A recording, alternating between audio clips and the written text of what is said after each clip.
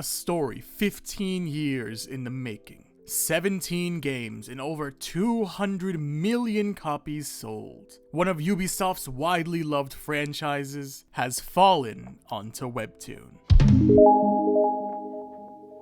Assassin's Creed! Yeah, that Assassin's Creed. 17 games and 15 years of world building has finally gotten itself its very own Webtoon series. You might not be able to tell, but I am so excited, even if I've never played the games. Don't tell them. Assassin's Creed Forgotten Temple has dropped onto Webtoon literally earlier today. The series is a continuation of the events of Assassin's Creed Black Flag. As you might have guessed from the title, it's the pirate assassin one. Now, one of the best parts about Assassin's Creed, other than the action and the surprisingly accurate history, both of which already seem to be accounted for in the very first episode, are the characters. I love characters. And in Assassin's Creed, we get two for the price of one. You see, our story doesn't just take place in the past, apparently around 1725 in Macau, very cool. These stories also take place in the present, and no, not because of time travel. You see, Assassin's Creed isn't actually set in the world of the past, it actually takes place in the world of the present, both periods of time being tied together by a special machine called the Animus. In this world, memories aren't just contained in the person who experienced them, but rather inside an entire bloodline's genetic code. In other words, one individual's memory and their ancestors' memories can all exist within the same body, which is where the Animus comes into play, and also both of our main characters. In this installment of the series, we follow Noah Kim, who just received results from his ancestry test. After reading it and being generally amused by the results, he receives an email from the company that did the test, explaining that he was automatically entered into a raffle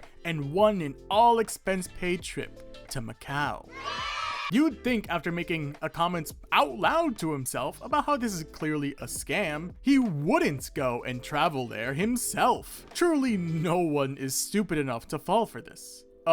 Never mind. Look at that. He is traveling there himself. Sometimes curiosity leads to getting a beautiful, all-expense-paid trip to Macau, a suspiciously too enthusiastic tour guide, and by the end of the first day, a free kidnapping on the house by the very same people who invited him out. Who would have guessed? It's all part of the package, I suppose. After being kidnapped, he's strapped down to the Animus. Remember the whole genetic code thing? Yeah, it's important now. Like I mentioned, your genetic code contains your memories and the memories of your ancestors. The Animus can not only access those memories, but it can also link yourself to your ancestors, seeing and experiencing their lifetime as if it was your own. In the game, that's why you get to play both the past and the present. But for the Webtoon, that means we get two main characters. Noah Kim, the fool who fell for an obvious scam, and more importantly, his ancestor from 1725, Edward Kenway. Now to some of you, that might not mean anything, but to others, that's some big news.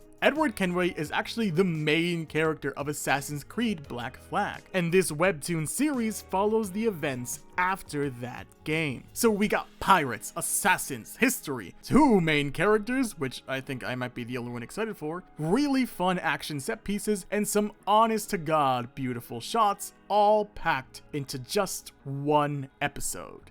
But wait, there's more.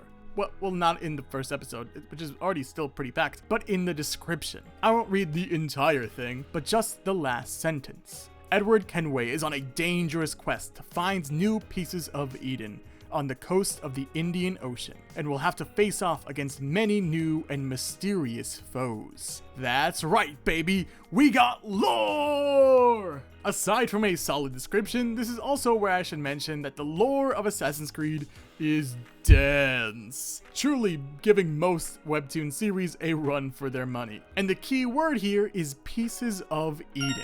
You see, before normal civilization, there was the Isu, an ancient and highly advanced race of humanoid beings. So technologically advanced that they created powerful artifacts known as the Pieces of Eden. Yup, The very same pieces of Eden that our main character is hunting down. How powerful are these artifacts? Well, one of these pieces is known as the Apple of Eden, an insane artifact that lets the user control people, at least non-Isu people. Eden, Apple of Eden, what's next? Adam and Eve? Oh, actually, yeah, those guys did exist. Being part Isu, part human, not to get too much into it, they basically broke free from the control of the Isu, starting the line of the Assassins. So, what does this have to do with Assassin's Creed Forgotten Temple? Well, hopefully, a lot. Because doesn't that sound amazing? Pirate assassins adventuring around the Indian Ocean, exploring temples, facing off against other pirates and Templars, another aspect of the lore I didn't get a chance to explain at all, following the rogue assassin pirate adventurer Edward Kenway, a man with truly too many careers, someone many people have already fallen in love with by playing as him, as he adventures around finding these ancient powerful artifacts. Not to mention also following Noah Kim, someone who was kidnapped in the first episode because of his ancestry by a definitely evil organization. Why though? Well, I think it all ties back into those pieces of Eden. They targeted Noah Kim for a reason, because they knew his genes. They knew he was a descendant of Edward Kenway. So by tracking Edward Kenway's life, they get to find the very same pieces of Eden. And I really hope that's the case, because then we get the absolute best of both worlds. We get to see the historical pirate assassin adventure through Edward Kenway, sailing around the Indian Ocean, going through temples, facing off against pirates and ninjas, apparently. But we also get a very different story about evil organizations tracking down the pieces of Eden before they can, stopping these major corporations through Noah Kim. It doesn't matter if you're the biggest Assassin's Creed fan in the world or know absolutely nothing about the series. Assassin's Creed Forgotten Temple is going to be a spectacular, high-stakes adventure with great action, beautiful set pieces, and a really, really fun story. And what more can you want out of a webtoon? So make sure to check out Assassin's Creed Forgotten Temple, updating every week on Webtoon.